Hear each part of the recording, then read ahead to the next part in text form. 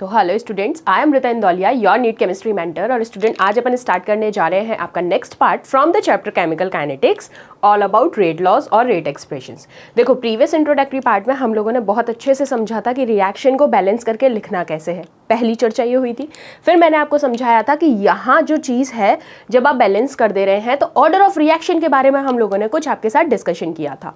और उस order of reaction में मैंने आपसे क्या कहा था कि हमें यहाँ पर स्टाइकियोमेट्रिक कोफिशिएंट्स को बिल्कुल नज़रअंदाज नहीं करना है, बिल्कुल उनको आपको नोट करना है और ध्यान में रखना है कि यहाँ रिएक्शन का स्टाइकियोमेट्रिक कोफिशिएंट ही उसका order of reaction find out करेगा।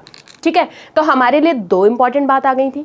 फिर हमने वहां पर आपके साथ एक और चीज बात की थी, जो की थी ऑर्डर की। अब ऑर्डर की बात हम कहां से कर रहे थे? अगर याद हो, एन जो हम ऊपर लिख रहे थे वही हमारा वहां पर क्या था, ऑर्डर ऑफ रिएक्शन को बता रहा था।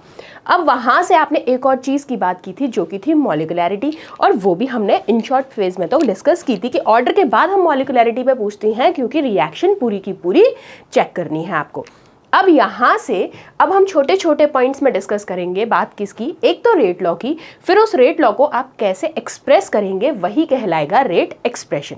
अब यहाँ से अब नई जो चीज़ सीखने को मिलेगी, आपने सुना होगा तो लास्ट पार्ट में मैंने इंट्रोडक्शन में जब बताया था रेट लॉ को, तो आपसे कहा था कुछ zero order, first order, second order, कुछ ऑर्डर्स मैंने आपके सामने बोले थे, बिल्कुल वही ये जो है रेट लॉस को बताएंगे। तो चलो स्टार्ट करते हैं इस वाले पार्ट को। 1 to 1 सुनना है, बड़े ही ध्यान से समझना है। अब आओ, अब यहाँ पर अगर मैं एक जनरल रिएक्शन की बात करूँ, बहुत सिंपल रिएक्शन अभी आपके सामने ले रही हूँ। होपफुली याद हो तो लास्ट पार्ट में मैंने आपको एग्जाम्पल से भी समझाया था। हमने एक ली थी बिना स्टाइकियोमेट्रिक कोफिशिएंट के साथ, और एक मैंने डिस्कस की थी स्टाइकियोमेट्रिक कोफिशिएंट में चेंज करके। तो आपको दोनों तरीके से ऑर्डर्स की वैल्यू फाइंड आउट करना आ गया था कि ऑर्डर यहाँ कैसे निकाला। ओवरऑल रेट भी हमने वहाँ चेक करना सीख ली थी। अब देखो, अब इस रिएक्शन के अंदर चेक करो, NA कैपिटल ए, NB कुछ भी लिख सकती हूँ मैं यहाँ XA लिख लेती, आप यहाँ पर PA लिख लेते, आप यहाँ पर CA लिख लेते, that is up to you. या फिर यहाँ पर कोई न्यूमेरिक वैल्यू होती तो भी कोई दिक्कत थी नहीं। मैं आपको हर तरीके के एग्जाम्पलर से क्यों बता रही हूँ, जिससे अगर इस फॉर्म में किसी भी फॉर्म में लिखा है तो हमें यहाँ कंफ्यूज नहीं होना है कि ये नई चीज़ क्या है। कोई नई चीज़ नहीं है, वही स्टाइकियोमेट्रिक कोफिशिएंट की बात है ओवरऑल। तो सुनो, अब मैंने एक नए फॉर्म में यहाँ तुमको लिख के दिया, लिखा है N-A capital A plus N-B capital B। अब यहाँ ये साइड कौन सी है अपनी, वही रिएक्टेंट साइड, और यहाँ से प्रोडक्ट फॉर्मेशन क्या हो रहा है, N-C कैपिटल C और N-D कैपिटल D। तो ये साइड हमारी कौन सी हो गई, प्रोडक्ट साइड। अब मुझे एक बात बताओ, अगर याद आ गई हो बात, तो मैंने कहा था जो रिएक्टेंट साइड है भाई, जब कुछ डिसोसिएशन होगा तभी तो जाके प्रोडक्ट में फॉर्मेशन होगा। मतलब पहले कुछ ना कुछ वहां पर रिएक्शन के दौरान ब्रेकआउट होगा, डिसोसिएशन होगा, वो रिएक्शन टूटेगी, तब हमें प्रोडक्ट बन रहा था। वहां मैंने ये भी समझाया था कि नेगेटिव साइन कब आएगा और पॉजिटिव कब आएगा। जब कभी भी डिसोसिएशन का फिनोमेनन सुनोगे तो वहां क्या लगाओगे, नेगेटिव। तो हमने इस बारे में भी बात कर ली थी। तो अब सुनो, अब अगर सारे पॉइंट्स याद आ गए हैं तो इस रिएक्शन की अगर रेट मुझे चेक करनी है तो कैसे लिखेंगे। यहां मैंने लिया -1/Na। अब बताओ माइनस क्यों लिया, क्यों, ये रिएक्टेंट है, और ये रिएक्टेंट जब टूटेगा, प्रोडक्ट में कुछ फॉर्मेशन करेगा, तो जैसे ही इसने यहां टूटना शुरू किया तो मतलब इसके अंदर क्या हो रही है, अब कम होता जा रहा है। अब आप यहां से देखोगे तो डिसोसिएशन के प्रोसेस में हम हमेशा माइनस लिख रहे थे, तो ये लो मैंने लिख लिया -1/Na। एक एक स्टेप समझनी है। फिर हमारा रिएक्टेंट पार्ट लिख दिया, और ये भी मैंने बता दिया था कि हम डेल कब लिख रहे हैं और स्मॉल d कब लिख रहे हैं। तो ये लो DA/dt। ऐसे ही दूसरा पार्ट क्या है रिएक्टेंट का, B के रिस्पेक्ट में, तो अब B के रिस्पेक्ट में लिख लो। तो अब आपने B के रिस्पेक्ट में लिखा तो ये आ गया -1/NB dB/dt। अब क्या करोगे, अब अगर मैं C और D के रिस्पेक्ट में पूछूं तो क्या वहां माइनस लगाया जाएगा, बिल्कुल नहीं, क्योंकि ये कौन सी साइड है, प्रोडक्ट साइड। मतलब यहाँ क्या हो रहा है, फॉर्मेशन। बस, तो देखो यहाँ आपने कैसे लिया है, पॉजिटिव के साथ, C और D दोनों के रिस्पेक्ट में लिख दी। अब चेक करो, अब यहाँ ये जो Na, Nb, Nc, Nd ये सब मैंने लिए थे, ये सब क्या बता रहे हैं, स्टाइकियोमेट्रिक कोफिशिएंट, जिसको हमें बार बार चेक करके चलना है। दूसरी चीज़ ये जो कैपिटल A कैपिटल B, ये जो मैंने ब्रैकेट्स में लिखे हैं, स्क्वायर ब्रैकेट्स में, ये सब क्या इंडिकेट कर रहे हैं, मोलर कंसंट्रेशन। चीज़ें भूलनी नहीं है, एक एक बात को ढंग से समझना है। देखो स्मॉल a स्मॉल Nb जिस भी टर्म में लिखे हैं NaBCD, ये सब क्या बता रहे हैं, स्टाइकियोमेट्रिक कोफिशिएंट। जबकि मैंने जो लार्जर ब्रैकेट्स में लिखे हैं वो क्या है, स्क्वायर ब्रैकेट्स में मोलर कॉन्सेंट्रेशंस है, A के रिस्पेक्ट में, B के रिस्पेक्ट में, C के रिस्पेक्ट में और D के रिस्पेक्ट में। अब आ जाओ, अब यहाँ अगर आप कहोगे कि ये जो ABCD है इनकी मोलर कंसेंट्रेशंस है, रिएक्टेंट के रिस्पेक्ट में भी है और प्रोडक्ट के भी, क्योंकि ये साइड हमारी रिएक्टेंट को शो कर रही है और ये वाली साइड किसको शो कर रही है, प्रोडक्ट को। कोई दिक्कत नहीं है, रिएक्शन पहचान लोगे, स्टोइकोमेट्रिक कोफिशिएंट पहचान लोगे, मोलर कंसंट्रेशन पहचान लोगे। अब बचा क्या है, सिर्फ ऑर्डर ऑफ रिएक्शन में प्रेजेंट करना। अब ऑर्डर ऑफ रिएक्शन कैसे निकालोगे, रेट लॉ लिख के।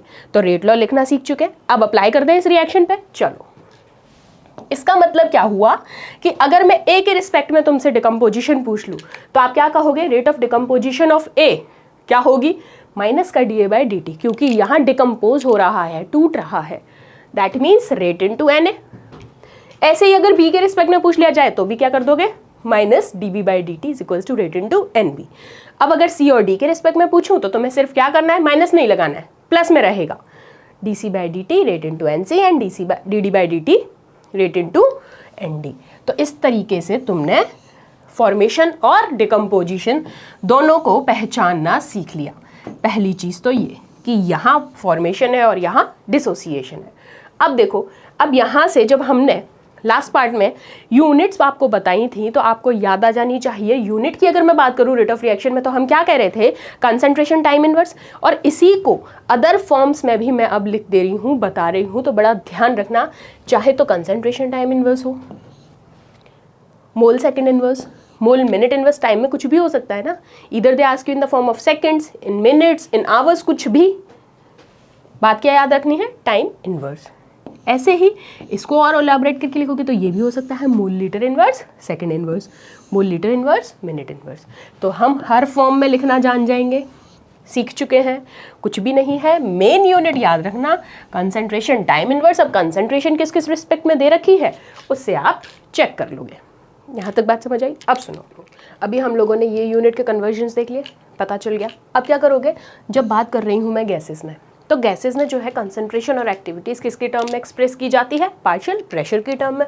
अब अगर पार्शियल प्रेशर की टर्म में बात हो रही है तो क्या यूनिट को एटीएम सेकेंड इनवर्स लिखा जा सकता है या फिर एटीएम मिनट इनवर्स आप कह सकते हो, बिल्कुल कह सकते हो। तो बस ये बात भी याद रखनी है और गलती नहीं करनी है। अब यूनिट किसी भी रिस्पेक्ट में आ जाए तुम फटाफट से होपफुली बता दोगे।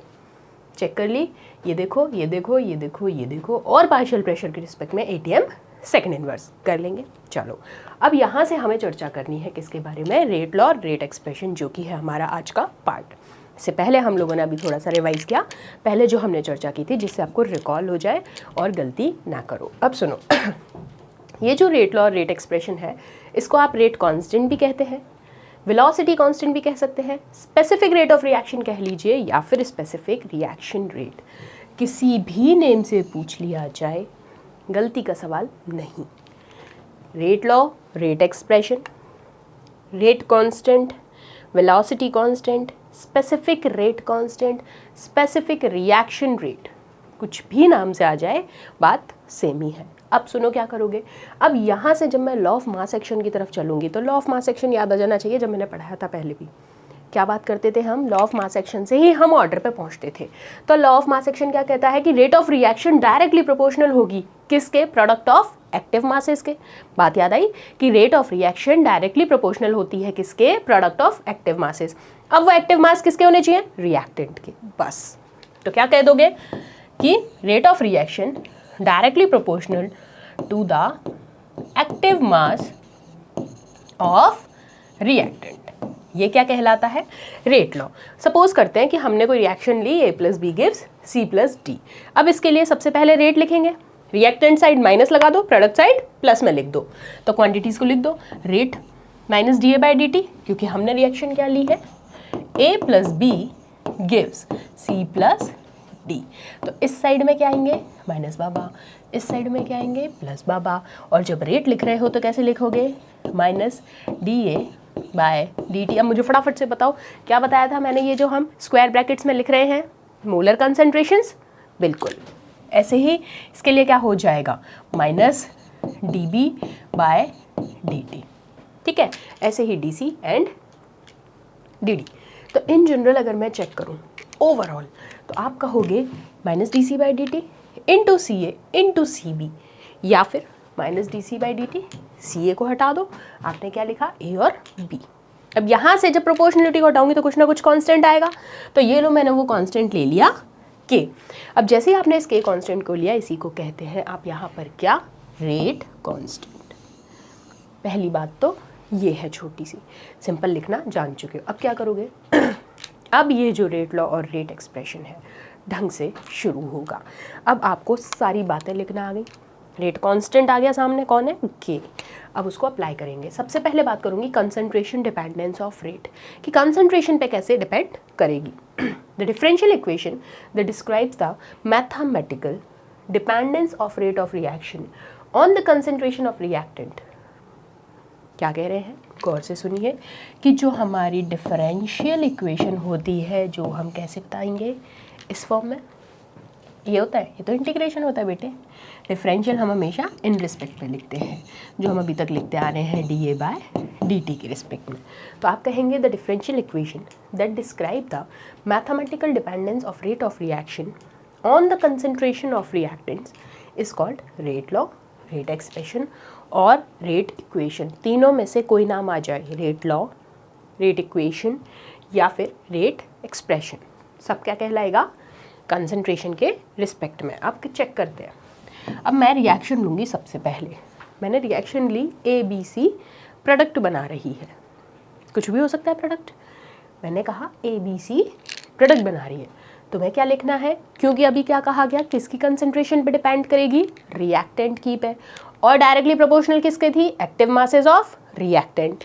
तो हम यहाँ पर अगर रेट लॉ लिखें तो कैसे लिखोगे, रेट इक्वल्स टू, कांस्टेंट हटा दूँ, सॉरी प्रोपोर्शनलिटी हटा के कांस्टेंट लगा दूँ, तो मैंने लिख दिया इक्वल्स टू के, ए की पावर एक्स, बी की पावर वाई, सी की power Z.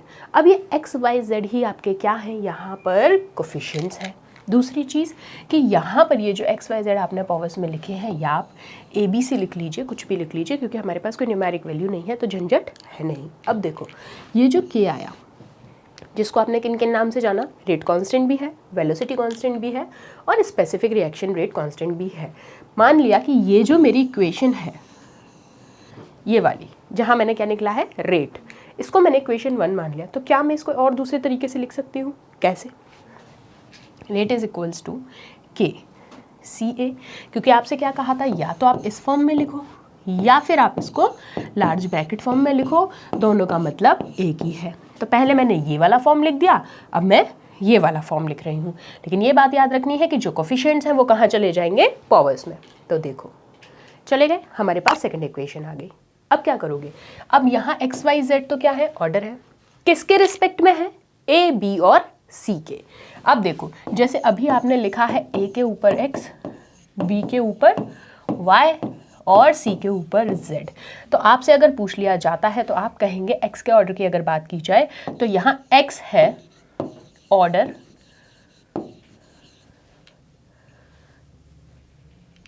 With respect to ए।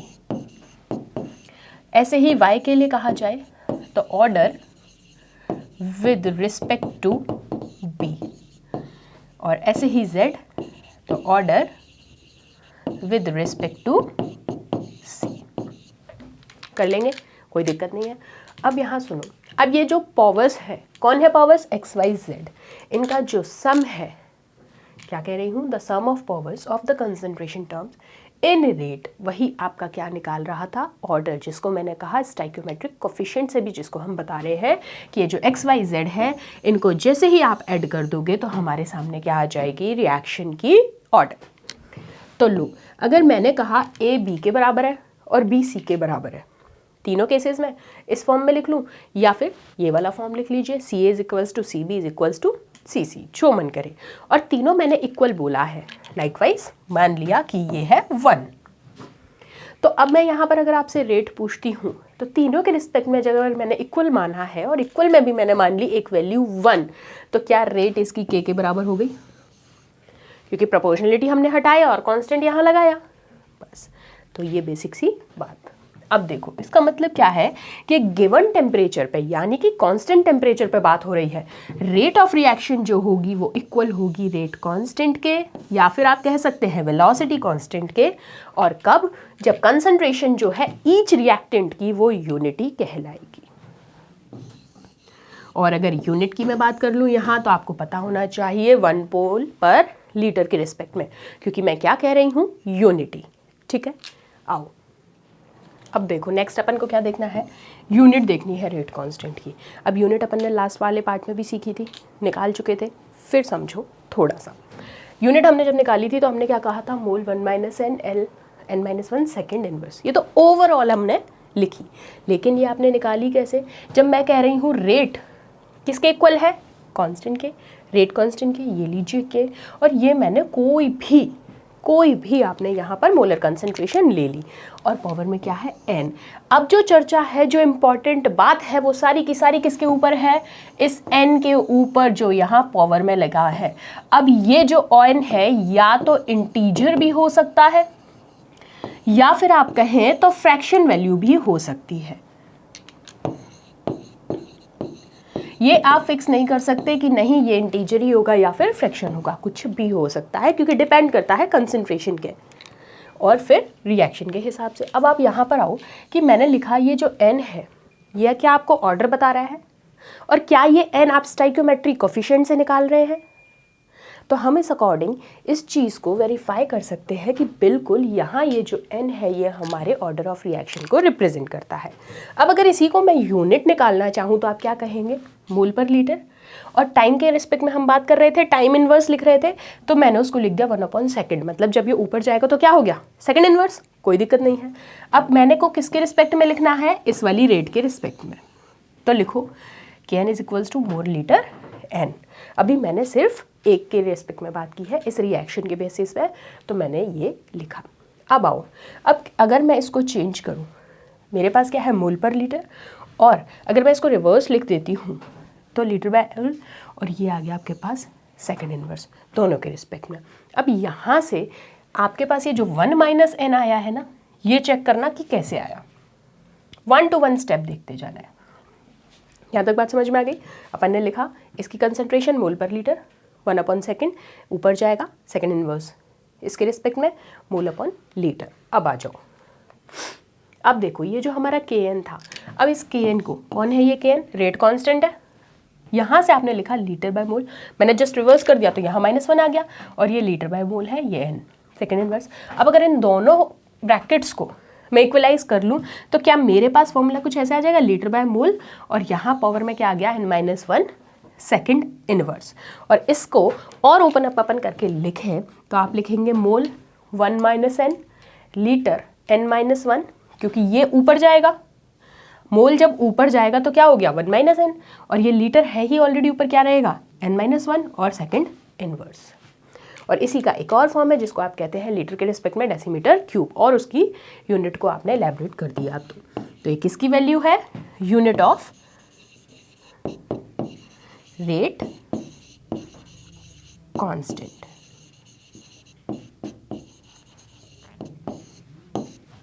ठीक है, चलो अब यहां से अपन को जो एक चीज सीखनी है, यूनिट अपन को पता है, लिखना अपन को आ गया।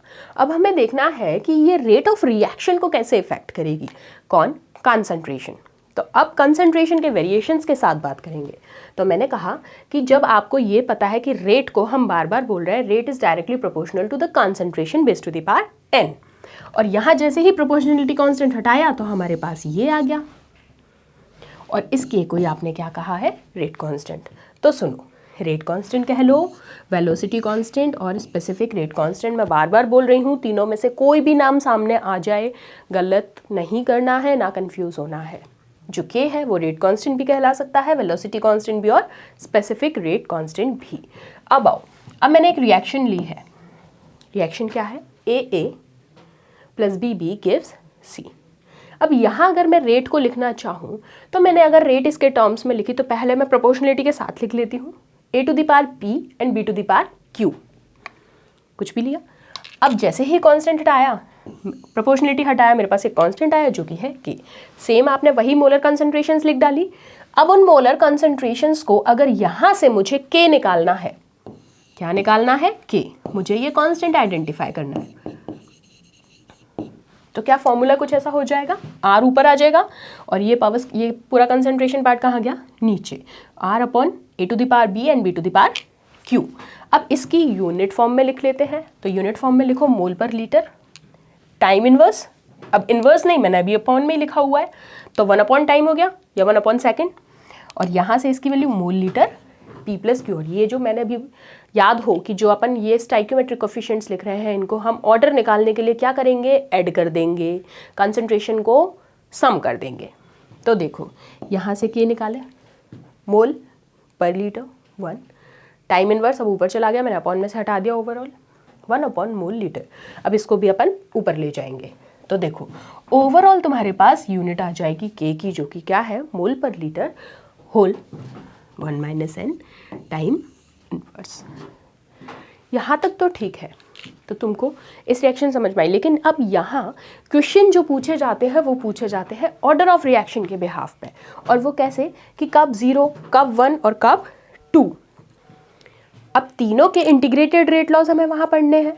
अब इंटीग्रेटेड रेट लॉस तो हम पढ़ेंगे, लेकिन उससे पहले यहाँ पर क्योंकि हमने यूनिट टर्म में बात की है रेट कांस्टेंट की, आपके वेलोसिटी कांस्टेंट की और स्पेसिफिक रेट कांस्टेंट की, तो अब 1 to 1 सुनो। अगर ऑर्डर ऑफ रिएक्शन 0 कैसे आएगा, यानी कि अभी याद हो तो मैं बार बार कह रही हूँ एक ही चीज़, n हमारे लिए इंपॉर्टेंट क्या है, ये n ही सारी चीज़ बताएगा।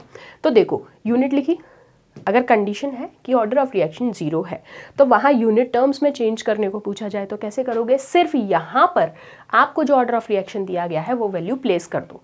जैसे यहाँ ऑर्डर ऑफ रिएक्शन अपने पास अगर मान लो फॉर एग्जाम्पल 0 गिवन है, तो क्या करोगे यूनिट में चेंज, मोल पर लीटर 1 माइनस n था, n की जगह पे 0 रख दो, बस n की जगह पे 0 पुट किया, time inverse as it is चलेगा। जैसे ही आपने इसको सॉल्व किया क्या आ गया, मोल पर लीटर टाइम इनवर्स, या फिर mole litre inverse time inverse.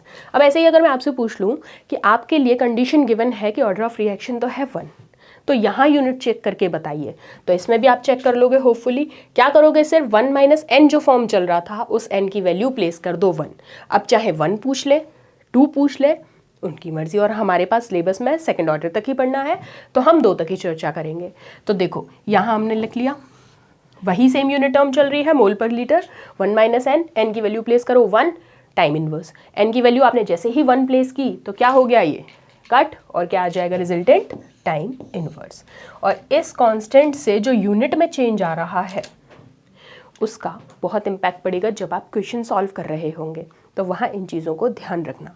अभी 1 to 1 समझ लो, ऐसे ही आप इसके केस में भी देख सकते हैं, वैल्यू प्लेस कर दो 2, तो देखो यूनिट में तीनों में डिफरेंस आ रहा है।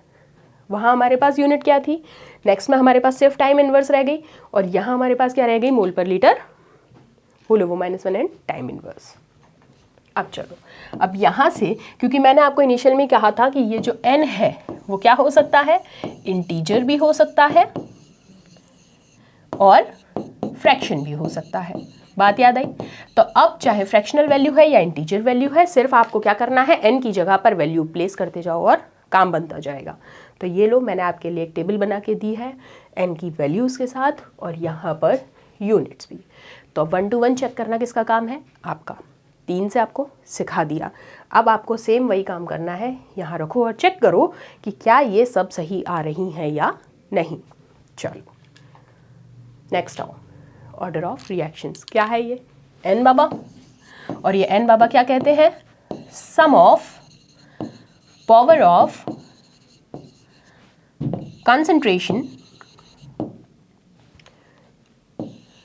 यही कह रहे थे हम, जो कंसंट्रेशन टर्म्स है उनका सम जो होगा पावर्स में, वही आपका क्या कह रहा है, ओवरऑल ऑर्डर ऑफ रिएक्शन। अब जो ऑर्डर ऑफ रिएक्शन है वो हमेशा एक्सपेरिमेंटली डिटरमाइन की जाती है, कभी भी आप उसको प्रिडिक्टेड फॉर्म में नहीं लिख सकते। दूसरी चीज़, और प्रिडिक्ट कहाँ से नहीं कर सकते, स्टैइक्योमेट्रिक इक्वेशन से। अब जैसे कि ये प्रोडिक्टेड हो गया है तो ये प्रिडिक्टेड है बच्चा। अब आओ, the order with respect to individual reactant may be sometimes integer. However, the order of entire reaction is usually an integer. Normal statement है, पता होना चाहिए। Sometimes the rate law may include concentration terms of species like catalyst which do not appear in their stoichiometric equation. अब in general check कर लें इसकी भी एक बार। तो ये लो रिएक्टेंट, प्रोडक्ट कुछ भी, अब उस कुछ भी से हमने क्या लिखा, सबसे पहले रेट लॉ। रेट लॉ लिखना किसके रिस्पेक्ट में भाई, रिएक्टेंट के रिस्पेक्ट में, लिख डालो। अब मोलर कंसंट्रेशन लार्ज ब्रैकेट में लिख लो, चाहे तो स्क्वायर ब्रैकेट में, या फिर सी के रिस्पेक्ट में लिख लो। अब सी के रिस्पेक्ट में लिखा, क्या करना है हमें लास्ट में, तो निकालना है ओवरऑल ऑर्डर ऑफ रिएक्शन, यानी कि एन। क्या करोगे, कंसंट्रेशन टर्म्स को प्लस कर दो। क्या दे रखा है हमें, एम एन पी, तीनों का अगर ऑर्डर ऑफ रिएक्शन आपसे ओवरऑल पूछ लिया जाए तो क्या कर दोगे, M plus N plus P. अब यहाँ पर अगर न्यूमेरिक वैल्यू होती तो भी आप निकाल लेते। चलो कैसे निकालते हैं, एग्जाम्पल देखो। मैंने कोई रेट दिया है आपको किसी भी रिएक्शन की, ये रेट गिवन है K4 CA, इसकी कंसंट्रेशन की पार्ट 2 है, इसकी 2 है, इसकी 0 है। और अभी हमने सीखा, हम क्या करते आ रहे हैं कि पावर्स को ऐड कर दो, तो 2 + 2 + 0 क्या आ जाएगा 4। तो रिएक्शन का ऑर्डर क्या हो गया, 4th। इसमें चेक करो, इसमें अगर चेक करोगे तो 2 + 1 + 0 क्या आ गया 3। अब तुम में बहुत सारे बच्चे क्या होशियारी करके आते हैं हम, कि हम ना इसको भी इसी में काउंट कर लेते हैं। ये गलती नहीं करनी है, इसको काउंट नहीं करना है, सिर्फ पावर्स को ऐड करना है, ठीक है। तो हमें उतनी ही दिमाग चलाना है जितना हमें सिखाया गया है। अब देखो, अब यहाँ पर रेट है K0, ऑब्वियसली क्लियरली गिवन है, कोई कंसंट्रेशन टर्म्स है ही नहीं, तो पावर की बात तो आएगी कहाँ से, क्या रह गई 0 ऑर्डर। अब कहो इसमें कि मैम यहाँ भी तो पावर्स नहीं है, लेकिन इंडिविजुअलिटी तो इनकी 1 1 है, तो आपने कहा 1 1 1 दैट इज 3।